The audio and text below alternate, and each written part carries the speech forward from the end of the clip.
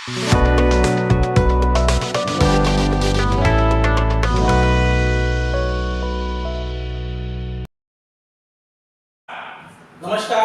TMT news 24 के studio में आपका स्वागत है। नागपुर के मानवाधिकार कार्यकर्ता शेखर जनबंधुरी यह एफडीसीएल के वन मजदूरों की जमीनी लड़ाई लड़ रहे हैं और अभी तक उनको न्याय दिलाने में पूरी तरह से कामयाब नहीं हुए। उनसे हमारे स्टूडियो में करते खास मुलाकात। मानवाधिकार कार्यकर्ता जनबंधुरी, आपको एफडीसीएल के जो वन मजदूर है, यह 2012 से उनको नौकरी में नियमित करने का आदेश सरकार ने पारित किया था, फिर भी आज तक उनको नियुक्ति नहीं मिल पाई। उसमें क्या रुकावट है, क्या अड़चन है? नमस्कार, टीएमटी न्यूज के स्टूडियो में मैं टीएमटी न्यूज का तहे दिल से शुक्रिया अदा करता हूँ। उन्होंने मुझे स्टूडियो में बुलाकर वन मजदूरों की समस्या पर एक सवाल पूछने का और जवाब देने का मौका दिया है। बात दरअसल ये है, वन मजदूरों को महाराष्ट्र सरकार ने परमानेंट करने के लिए तो सन 16 अक्टूबर 2012 में जीआर पास किया था। इस जीआर के अनुसार पूरे ऑल महाराष्ट्र के वन मजदूरों को, जिसमें वन विकास महामंडल भी आया है, वन विकास महामंडल के वन मजदूरों को भी परमानेंट करने का आदेश पारित किया गया।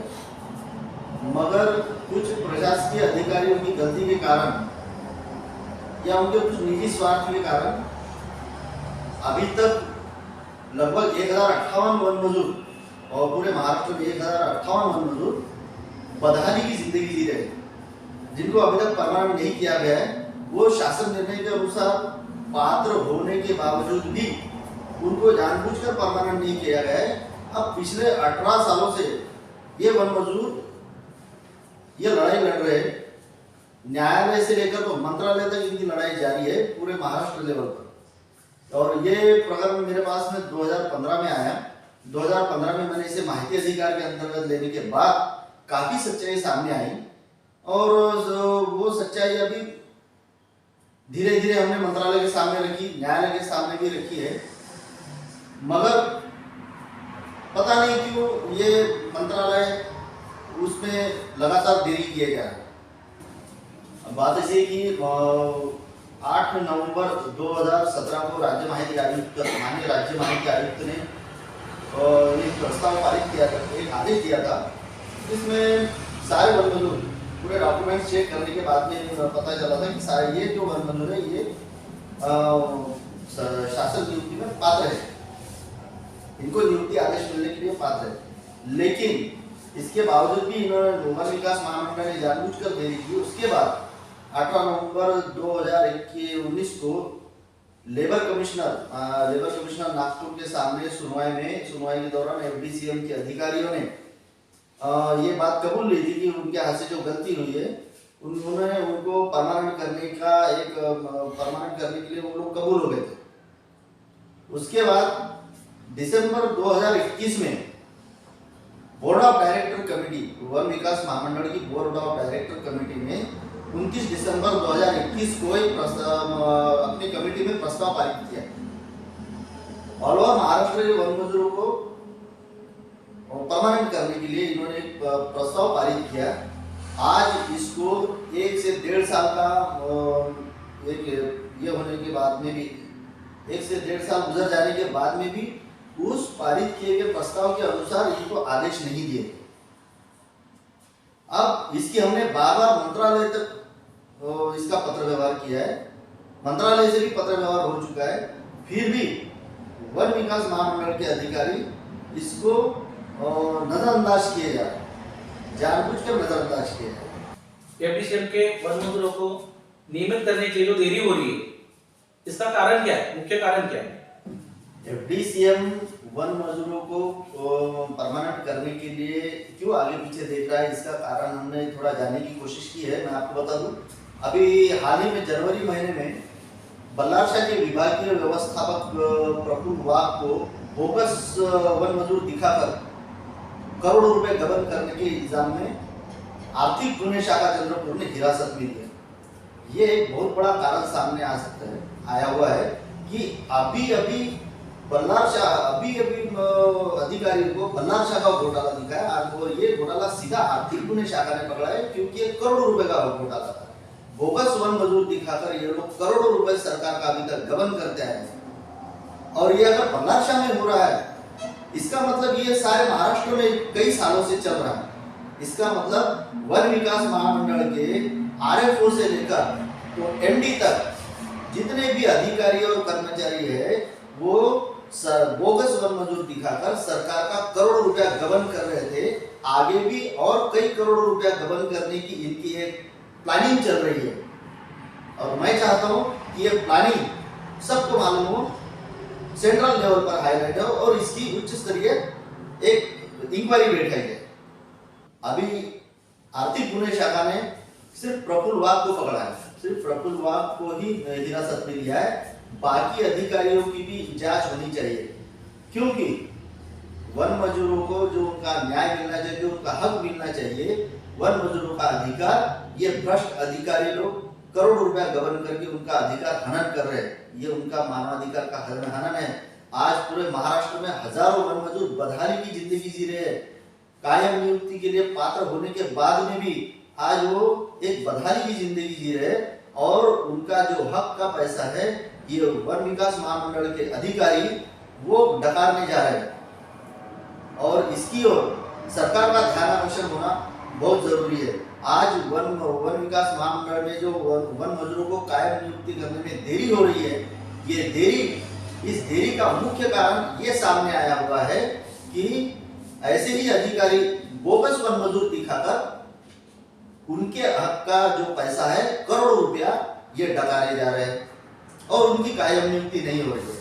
वन मजदूरों की कायम नियुक्ति गवर्नमेंट में नहीं होने का मुख्य कारण ये है। अगर ये कायम नियुक्ति होती है तो इनके जो घरों में करोड़ों रुपया जा रहा है सरकार का, ये जाना बंद हो जाएगा, इनकी दुकानदारी बंद हो जाएगी। इनके घर में जो करोड़ों रुपए की रिश्वत जा रही है, आरएफओ से लेकर तो एमडी तक इनके घरों में जो करोड़ों रुपए की रिश्वत जा रही है वो रिश्वत जाना बंद हो जाएगा। इसीलिए प्रस्ताव पारित होने के बाद में भी एफडी सीएम वन मजदूरों को कायम नियुक्ति नहीं दे रहा है, उनके ऑर्डर्स पास नहीं कर रहा है। बोर्ड ऑफ डायरेक्टर कमेटी का प्रपोजल पास हुए आज 1 साल से ज्यादा समय होने के बाद में भी उनको ऑर्डर्स नहीं दिए गए, क्योंकि अगर ऑर्डर्स दिए गए तो उनको पेरोल पे लेना पड़ेगा। उनको जो पेमेंट दिया जा रहा है गवर्नमेंट के पे स्केल के अनुसार जो उनको पेमेंट दिया जा रहा है वो उनको पेपर पे दिखाना पड़ेगा, और ये वो लोग नहीं चाहते। यही तो अभी तक होता है कि बोगस वन मजदूर दिखाकर उनका जो हजारों रुपए का पेमेंट है एक वन मजदूरों का, ऐसे कई वन मजदूरों के लाखों करोड़ों रुपए वन विकास महामंडल के अधिकारियों ने अपने डकार लिए।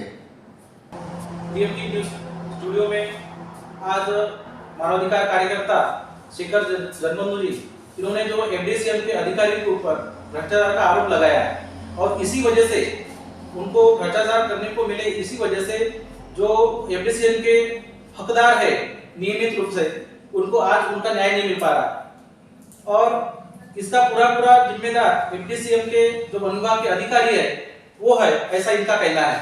तो इनसे हम पूछते हैं कि इसके बारे में जो एफडीसीएम के कर्मचारी है उनको नियमित करने के लिए आपकी आगे की रणनीति क्या रहेगी?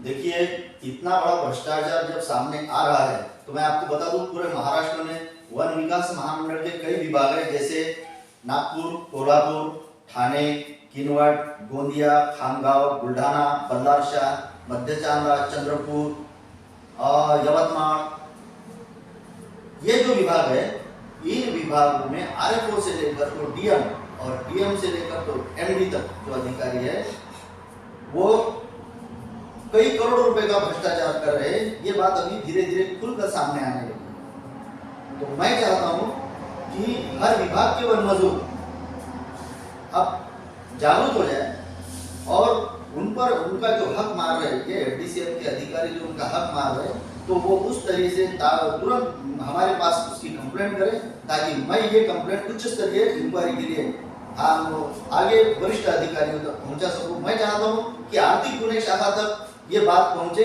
और आर्थिक गुने शाखा पूरे महाराष्ट्र के विभागों की इंक्वायरी करे, जांच करे, ताकि ये मामला पूरी तरह से खुलकर सरकार के सामने आ जाए, जनता के सामने आ जाए, और ये जो करोड़ों रुपया ढकारा जा रहा है वन मजदूरों का वो रुक जाए, और जो वन मजदूरों को नियमित होना चाहिए उनको उनका न्याय मिलना चाहिए, यही मैं उम्मीद करता हूँ। अगर इस दौरान जल्दी से जल्दी वन मजदूरों को न्याय नहीं मिलता है तो आगामी बजट सत्र में या आगामी नागपुर अधिवेशन में इस आंदोलन को और तीव्र स्वरूप दिया जाएगा ताकि वन मजदूरों को जल्द से जल्द न्याय मिल सके। बस यही मेरी एक रणनीति रहेगी। टीएमटी न्यूज 24 के तरफ से मैं पुरुषोत्तम गढ़वाल